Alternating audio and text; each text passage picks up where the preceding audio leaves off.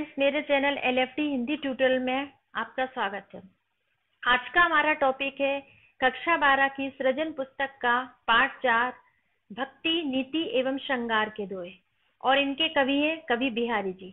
Friends, आपने मेरे channel को अभी तक सब्सक्राइब नहीं किया है तो प्लीज सब्सक्राइब कर लीजिए ताकि मेरे आने वाले वीडियो का लाभ सबसे पहले आपको मिल सके। फ्रेंड्स, अभी तक मैं आपके लिए जल्दी वीडियो डाल रही थी सेकंड ग्रेड परीक्षा को देखते हुए, लेकिन अब मुझे लग रहा है कि सेकंड ग्रेड परीक्षा थोड़ी लेट हो सकती है, इसीलिए मैं अब एक दिन छोड़कर एक दिन आपके लिए वीडियो डालूंगी, क्योंकि मैं पढ़ाने भी जाती हूँ और मैं घर पर भी बिजी रहती हूँ। इसीलिए अब मैं एक दिन छोड़कर एक दिन अपने वीडियो डालूंगी। तो आइए अब हम पढ़ते हैं पाठ 4 बिहारी का भक्ति, नीति एवं श्रृंगार के दोहे, जिसमें सबसे पहले हम पढ़ेंगे कवि बिहारी जी का जीवन परिचय। कवि बिहारी जी के विषय में कहा जाता है गागर में सागर भरने वाले, यानी इनके दोहे 2 लाइन के, इन्होंने 2 पंक्तियों के दोहों में इन्होंने बहुत कुछ कह दिया है, इसीलिए इनके दोहों को गागर में सागर भरने वाला माना जाता है। बिहारी रीतिकाल के कवि बिहारी का जन्म ग्वालियर के निकट बसुआ नामक गांव में सन 1595 ईस्वी में हुआ। इनके पिता का नाम केशव राय था। ये आमेर के राजा मिर्जा जयसिंह के दरबारी कवि थे। आइए अब हम पढ़ते हैं कवि बिहारी जी की रचनाएं। बिहारी ने बिहारी सत्सई की रचना की है। बिहारी सत्सई के नाम से इनके दोहे मिलते हैं। बिहारी जी का निधन सन 1663 ईस्वी में हुआ। आइए अब हम पढ़ते हैं उनकी साहित्यिक विशेषताएं। कवि बिहारी की रचनाओं में उक्ति वैचित्र, अन्योक्ति, अर्थ गंभीर, अर्थ विस्तार, अलंकारिकता तथा कल्पना की समाहत शक्ति का समावेश है। ये सारी विशेषताएं उनके काव्य में पाई जाती हैं। उनके दोहों के विषय में कहा जाता है सत्सैया के दोहरे जो नावक के तीर, देखन में छोटे लगे घाव करे गंभीर। बिहारी ने नीति, श्रृंगार और भक्ति आदि विविध विषयों को अपनी कविता का विषय बनाया है। प्रस्तुत पाठ में बिहारी के भक्ति, नीति एवं श्रृंगार के दोहे दिए गए हैं। राधा की स्तुति के साथ इन दोहों का प्रारंभ हुआ है। तो आइए सबसे पहले हम पढ़ते हैं बिहारी जी का पहला दोहा। मेरी भव बाधा हरो राधा नागरी सोई, जातन की झाई परे श्याम हरित दुति होई। इसमें भव बाधा का मतलब है सांसारिक कष्ट, नागरी का मतलब है चतुर, सोई का मतलब है वही, जातन का मतलब है जिनके शरीर, झाई का मतलब है छाया, श्याम से मतलब श्री कृष्ण से है, और हरित दुति का मतलब है हरि कांति वाले और प्रसन्न। हरित दुति के 2 अर्थ हैं। इस दोहे में श्लेष अलंकार है, अतः इसके 3 अर्थ हैं। पहला अर्थ है कवि बिहारी कहते हैं कि हे चतुर राधा, मेरे सांसारिक कष्टों को दूर करो, जिनके शरीर की छाया मात्र से ही श्री कृष्ण प्रसन्न हो जाते हैं। इसका दूसरा अर्थ है कवि बिहारी कहते हैं कि हे चतुर राधा, मेरी सांसारिक बाधाएं दूर करें, जिनकी झलक मात्र पढ़ने से ही श्याम वर्ण वाले कृष्ण हरि कांति वाले हो जाते हैं, अर्थात हरे रंग के हो जाते हैं। इसका तीसरा अर्थ है राधा जी का ध्यान करने मात्र से दुख और पाप सुख और पुण्य में बदल जाते हैं। सांसारिक कष्ट समाप्त होने से जीवन सुखमय बन जाता है। तो पर बारो उर्वशी सुनी राधिके सुजान, तू मोहन के उर्वशी हवे उर्वशी समान। इसमें तोपर का मतलब है तुझ पर, वारों का मतलब है न्योछावर करता हूँ, और उर्वशी का मतलब है उर्वशी। उर्वशी स्वर्ग की अप्सरा। सुजान का मतलब है चतुर, और मोहन से तात्पर्य श्री कृष्ण से है, और दूसरी उर्वशी है उसका मतलब है हृदय में बसी हुई, और हुए का मतलब है होकर, और जो तीसरी उर्वशी है उसका मतलब है उर्वशी अप्सरा के समान। कवि बिहारी कहते हैं हे चतुर राधा जी, मैं आपकी सुंदरता पर स्वर्ग की अप्सरा उर्वशी को न्योछावर करता हूँ। आप कृष्ण के हृदय में उर्वशी अप्सरा के समान बसी हुई हो। यहाँ पर प्रथम उर्वशी शब्द का अर्थ उर्वशी अप्सरा से है, और दूसरी उर्वशी शब्द का अर्थ हृदय में बसी हुई है, तथा तीसरी उर्वशी शब्द का अर्थ उर्वशी और हृदय को वश में करने वाले हैं। इस प्रकार यहाँ पर उर्वशी शब्द के 3 अर्थ दिए हैं, इसीलिए यहाँ पर यमक अलंकार है। एक जैसे शब्दों के यहाँ पर एक से अधिक अर्थ दिए हो, वहां पर यमक अलंकार होता है। बंधु भय का दीन के को तार्यो रघुराई, टूटे टूटे व्रत हो झूठे व्रत कहाई। इसमें बंधु का मतलब है भाई और सहायक यानी सहायता करने वाले। दीन का मतलब दुखी और असहाय व्यक्ति से है। तार्यों का मतलब उद्धार करने से है। रघुराई का मतलब भगवान राम से है। टूटे टूटे इसका मतलब प्रसन्नता से है, प्रसन्न करने से। फिरत हो का मतलब है घूमते हो, और विरद का मतलब है यश या प्रशंसा। कहाई का मतलब है कहलवा कर। इस दोहे में कवि बिहारी जी कहते हैं कि हे भगवान राम, आप असहाय लोगों के सहायक कहलाते हो, पापियों के उद्धारक कहे जाते हो। आप अपनी प्रशंसा सुन सुनकर बड़े प्रसन्न होते हो। छोटे छोटे दीनों का उद्धार करके झूठी प्रशंसा से आप संतुष्ट हो रहे हो। अर्थात यहाँ पर कवि के कहने का तात्पर्य है कि यदि आप मेरा उद्धार कर दो तो मैं ये मान लूंगा कि आप वास्तव में दीन बंधु हैं। कब को टेरतु दीन रट, होत न श्याम सुहाय, तुमहु लागी जगत गुरु, जग नायक जग बाई। इसमें कब को का मतलब है कितने अधिक समय से, टेरतु यानी बुला रहा हूं, पुकार रहा हूं, दीन रट यानी दीनता भरी वाणी में, सहाय का मतलब है सहायक, तुमहु तुमहु का मतलब है आपको भी, जगत गुरु का मतलब है जगत गुरु का सारे जगत के पूज्य, और जग नायक का मतलब है जगत के स्वामी, जगवाई का मतलब है सांसारिक हवा। इस दोहे में कवि बिहारी जी कहते हैं कि हे प्रभु, मैं कितने अधिक समय से दीनता भरी वाणी में आपको अपनी सहायता के लिए पुकार रहा हूँ, परंतु आप मेरी सहायता के लिए नहीं आए। हे जगत के पूज्य, जगत के स्वामी, क्या आपको भी सांसारिक हवा लग गई है? आपने भी सांसारिक गुरुओं के समान दीनों की उपेक्षा करना प्रारंभ कर दिया है। या अनुरागी चित्त की गति समझे नहीं कोई, जो जो बूढ़े श्याम रंग त्यों त्यों उज्ज्वल होई। यहाँ पर या का मतलब है इस, और अनुरागी से मतलब है प्रेमी से, और चित्त का मतलब है मन, गति का मतलब है स्वभाव या व्यवहार, समुझे का मतलब है समझ, बूढ़े का मतलब है डूबता है, उजलू का मतलब है उजला या स्वच्छ। इस दोहे में कवि बिहारी जी कहते हैं कि इस प्रेमी मन के व्यवहार को कोई नहीं समझ सकता। यह जैसे जैसे भगवान कृष्ण के प्रेम के रंग में डूबता है, वैसे वैसे उजला यानी स्वच्छ होता जाता है। यहाँ पर विरोधाभास अलंकार है, क्योंकि श्याम वर्ण में डूबकर कोई वस्तु उजली कैसे हो सकती है, कोई वस्तु स्वच्छ कैसे हो सकती है, इसीलिए यहाँ पर विरोध व्यक्त किया गया है, इसलिए ये विरोधाभास अलंकार है। भजन कहो ताते भज्जो, भज्जो न एको बार, दूरी भजन जाते कहो, सोते भज्जो गवार। यहाँ पर भजन का मतलब है स्मरण करना, तासों का मतलब है उससे, भज्जो का मतलब है दूर भागना, और भज्जो ना का मतलब है भजन नहीं किया, दूरी भजन का मतलब है दूर भागना, सो का मतलब है उसे, और ते का मतलब होता है तूने, भज्जो का मतलब है स्मरण करना, और गंवार से मतलब है नासमझ व्यक्ति से।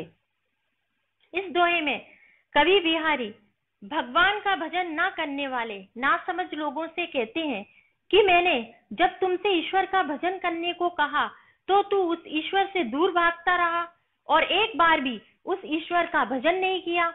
जिन सांसारिक विषय भोगों से दूर भागने के लिए मैंने कहा, तू उन्हीं में डूबा रहा, फिर तेरा उद्धार कैसे हो सकता है। यहाँ पर भज्जो शब्द का 3 बार प्रयोग किया गया है। पहले भज्जो का अर्थ दूर भागना है, दूसरे भज्जो का अर्थ भजन नहीं करना है, तथा तीसरे भज्जो का अर्थ स्मरण करना है। अतः यहाँ पर एक ही शब्द के 3-3 अर्थ निकल रहे हैं, और तीनों बार अलग अलग अर्थ है, अतः यहाँ पर यमक अलंकार है। अजो तर्यो ना ही रहो, श्रुति सेवक एक रंग, नागवास वेसरी लयो, वसी मुक्तन के संग। अजो का मतलब है अब तक, तर्योना से मतलब है कान का आभूषण, श्रुति का मतलब है वेद, सेवत यानी सेवा करना, एक रंग का मतलब है एक रंग में, नाक वास का मतलब है नाक में पहना जाने वाला आभूषण, बेसरी का मतलब है नाक का आभूषण, लयो का मतलब है प्राप्त कर लिया है, वसी मतलब रहना, और मुक्तन, मुक्तन के दो अर्थ है, एक तो मोतियों से मतलब है और एक सिद्ध पुरुषों से यानी मुक्त पुरुषों से। बिहारी के इस दोहे में श्लेष अलंकार होने से इसके 3 अर्थ बताए गए हैं। पहला अर्थ है कानों का आभूषण आज तक कानों में ही पहना जाता रहा है। कानों में रहने के कारण वह किसी भी प्रकार की उन्नति नहीं कर पाया है, किसी भी प्रकार की प्रतिष्ठा प्राप्त नहीं कर पाया है। जबकि मोतियों का संग पाकर बेसर, जो कि नाक का आभूषण है, उसने व्यक्ति के सम्मान की प्रतीक नाक पर स्थान प्राप्त कर लिया है। इसका दूसरा अर्थ है, हे वेद शास्त्रों का ज्ञान रखने वाले, तू अभी तक अपना उद्धार नहीं कर पाया, जबकि मुक्त पुरुषों यानी सिद्ध पुरुषों का साथ पाकर जो सामान्य मनुष्य है उसने भी स्वर्ग प्राप्त कर लिया है। इसका तीसरा अर्थ है, राज दरबार में दरबारियों के व्यवहार पर व्यंग करते हुए कवि कहते हैं कि हे राजा के कान भरने वाले व्यक्ति, तेरी अभी तक दरबार में कोई उन्नति नहीं हो पाई है, जबकि दरबार के अच्छे लोगों की संगति में रहने वाले राजा की नाक बन गए हैं। राजा उन पर गर्व करने लगा है, यानी राजा के लिए सम्मानित बन गए हैं। सगन कुंज छाया सुखद, शीतल सुरभि समीर, मनु हवे जातु हजो, वहे उई जमुना के तीर। इसमें सगन से मतलब होता है घनी से, सुखद से मतलब है सुखदाई, शीतल यानी ठंडी, सुरभि यानी सुगंध, समीर यानी पवन हवा, हवे जातु का मतलब होता है हो जाता है, वह यानी वही, वही से तात्पर्य यहाँ पर कृष्ण के समय से है, उही यानी उस, और तीर का मतलब होता है तट। इस दोहे में कवि बिहारी जी कहते हैं कि जिस यमुना के तटों पर कुंजों की घनी और सुखदायिनी छाया है और जहाँ फूलों की सुगंध से युक्त हवा चलती है, उस यमुना तट पर पहुंचने पर आज भी व्यक्ति का मन उसी समय में जा पहुंचता है जब वहां श्री कृष्ण विभिन्न प्रकार की क्रीड़ाएं किया करते थे। सोहत ओढ़े पीत पटु, श्याम सलोने गात, मनो नीलमणि शैल पर आतप पर्यो प्रभात। यहाँ पर सोहत का मतलब है शोभा पाते हैं, ओढ़े से मतलब पहनने से या ओढ़ने से है, पीतु पट से मतलब पीले वस्त्र से है, श्याम से मतलब कृष्ण से है, और सलोने से मतलब सुंदर से है, नीलमणि से मतलब नीलम नामक रत्न से है, गात का मतलब होता है शरीर, और आतप का मतलब होता है धूप, पर्यो का मतलब है पड़ रही हो, और प्रभात का मतलब प्रातः काल से है। इस दोहे में कवि बिहारी जी कहते हैं कि भगवान कृष्ण अपने सुंदर शरीर पर पीले वस्त्र धारण करके शोभा पा रहे हैं। उन्हें देखकर ऐसा लगता है मानो नीलमणि पर्वत पर प्रातः काल की धूप पड़ रही हो। यहाँ पर उत्प्रेक्षा अलंकार का प्रयोग किया गया है, क्योंकि यहाँ पर जो दूसरी पंक्ति है उसमें देखो मनु शब्द का प्रयोग किया गया है, और उत्प्रेक्षा अलंकार की ये पहचान है कि उत्प्रेक्षा अलंकार में यहाँ भी जनु, मनु, जानो, मानो इस प्रकार के शब्दों का प्रयोग किया जाता है, तो वहां पर उत्प्रेक्षा अलंकार होता है। इही आस अटक्यो रहतु, अली गुलाब के मूल, हवे है फेरी वसंत ऋतु, इन डारून वे फूल। यहाँ पर यही से तात्पर्य इसी से, आश का मतलब है आशा या इच्छा, अटक्यो का मतलब है ठहरा हुआ या अटका हुआ, अली शब्द का प्रयोग भौरे के लिए किया गया है, मूल का मतलब है जड़, हवे है का मतलब है होंगे, फेरी का मतलब है फिर से, और डारनू का मतलब है डालियों पर, वे का मतलब है वे ही। इस दोहे में कवि बिहारी जी कहते हैं कि भौरा इसी आशा में गुलाब की जड़ पर ठहरा हुआ है, अटका हुआ है कि फिर से वसंत ऋतु आने पर इन डालियों पर पहले जैसे ही सुंदर फूल खिलेंगे। कवि ने यहाँ पर उन लोगों के विषय में बताया है जो सुख साधनों के नष्ट हो जाने पर भी इसी उम्मीद में फंसे रहते हैं कि सही समय आने पर सुख साधनों को भोगने का अवसर मिलेगा। को छुट्यो ई जाल परी, कत कुरंग अकुलात, ज्यो ज्यो सुरजी भज्जो चहत, त्यों त्यों उर्जत जात। यहाँ पर छुट्टियों से मतलब है मुक्त हुआ है, यही से मतलब है इससे, जाल से मतलब है सांसारिक माया बंधन से, माया मोह बंधन से, कत का मतलब है क्यों, कुरंग का मतलब है हिरण से, अकुलात का मतलब है छटपटाने से, भज्जो चहत का मतलब है भागना चाहता है, और सुरजी का मतलब है सुलझकर, उर्जत जात का मतलब है उलझता जाता है। कवि बिहारी जी इस दोहे में कहते हैं, अरे बावले हिरण, तू जिस जाल में फंस गया है उससे आज तक कौन छूट पाया है। तू व्यर्थ ही छटपटा रहा है। इस जाल में जो जीव एक बार फंस जाता है वह जितना जितना छूटने का प्रयत्न करता है उतना ही इसमें और फंसता चला जाता है। कवि बिहारी जी ने इस बात को मनुष्य के संदर्भ में समझाते हुए कहा है कि हे सांसारिक मोह बंधन में फंसने वाले मनुष्य, इस सांसारिक मोह बंधन से कौन मुक्त हुआ है। व्यक्ति तो व्यर्थ ही इससे निकलने के लिए छटपटाता रहता है। व्यक्ति इन सांसारिक बंधनों से जो जो सुलझकर भागना चाहता है वैसे वैसे वह और ही उलझता जाता है। बतरस लालच लाल की मुरली धरी लुकाए, सो करे भोनू हंसे देन कहे नटी जाई।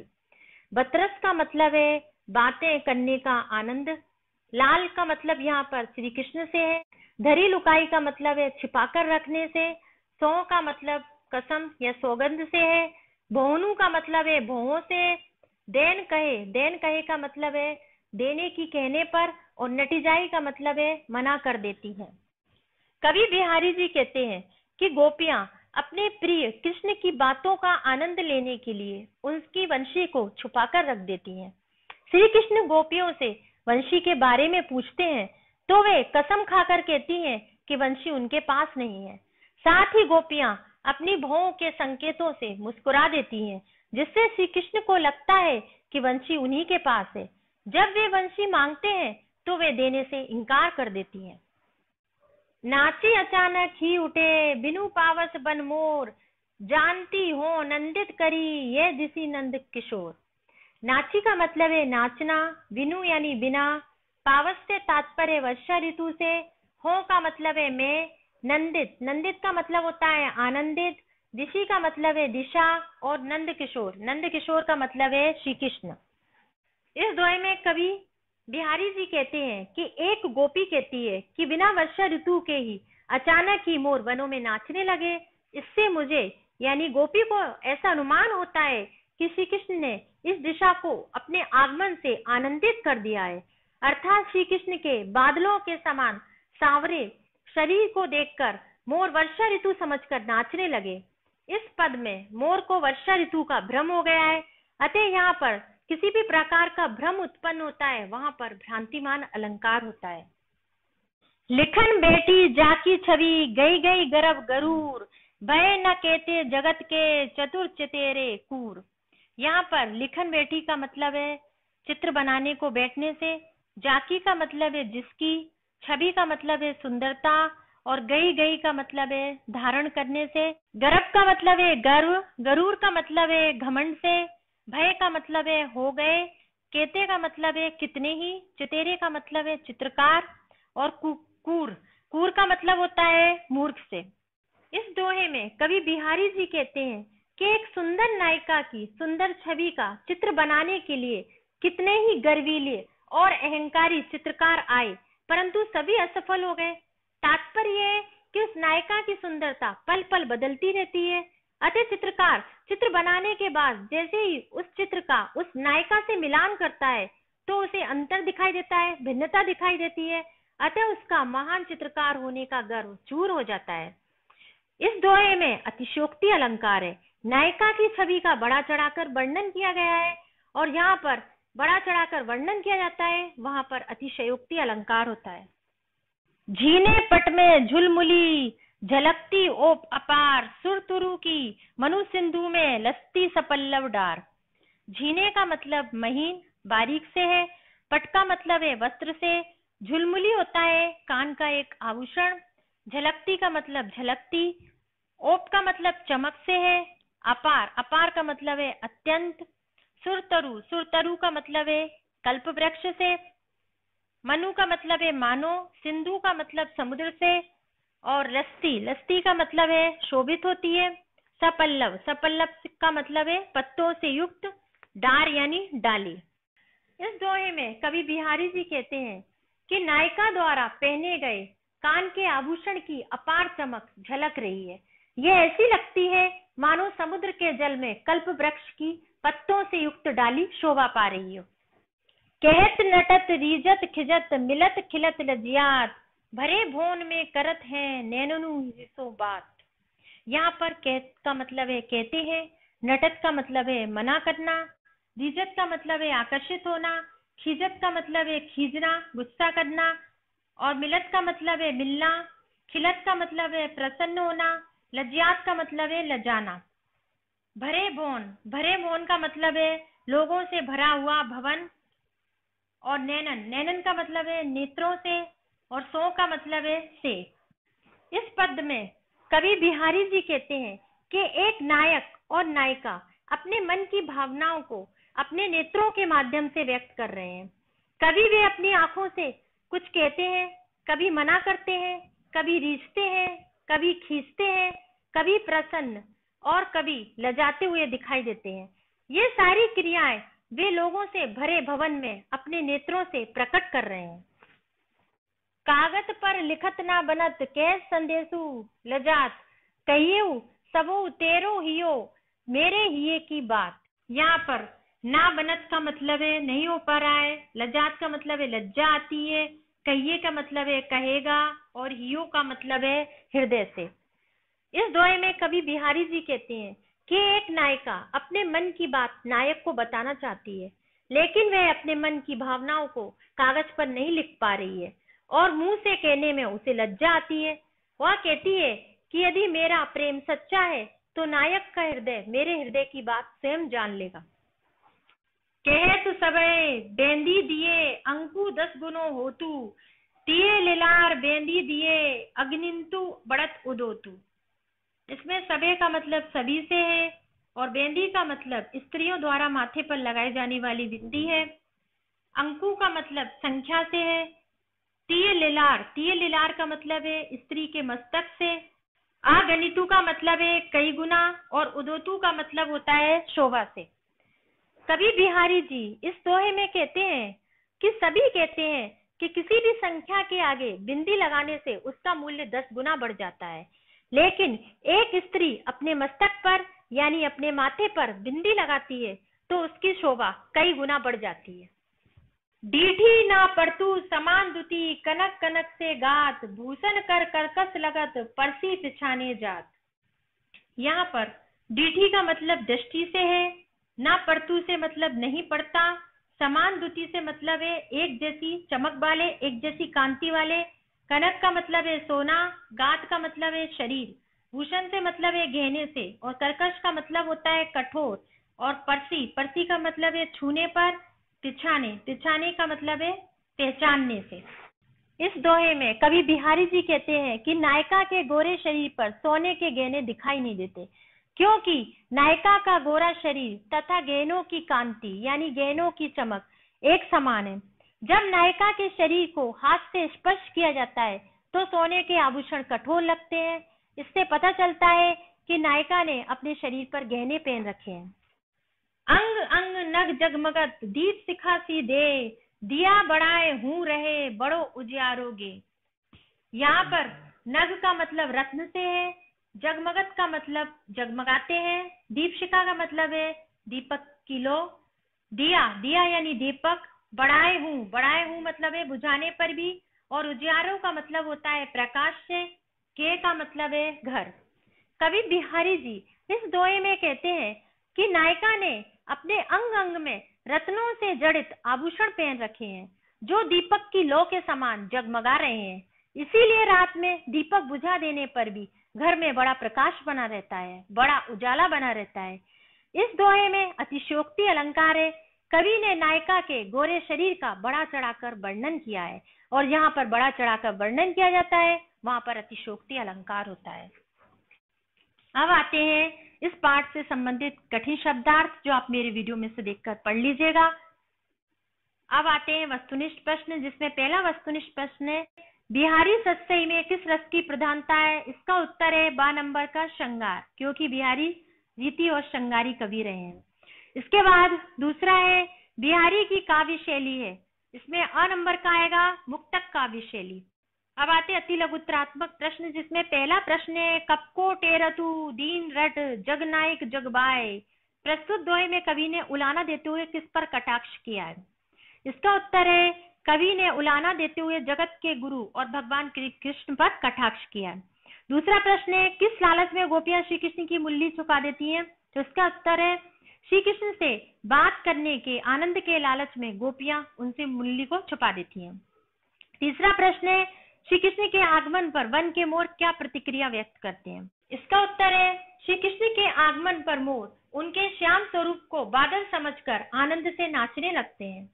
चौथा और अंतिम प्रश्न है समान आभा के कारण नजर न आने वाले नायिका के आभूषणों की पहचान किस प्रकार होती है? इसका उत्तर है नायिका के आभूषणों की पहचान नायिका के शरीर को छूने पर और उनकी कठोरता से उनकी पहचान होती है। फ्रेंड्स, आज का मेरा ये वीडियो यहीं पर समाप्त होता है। मेरा ये वीडियो यदि आपको अच्छा लगा हो तो प्लीज इसे लाइक कीजिए, शेयर कीजिए और मेरे चैनल को सब्सक्राइब जरूर कीजिए। धन्यवाद।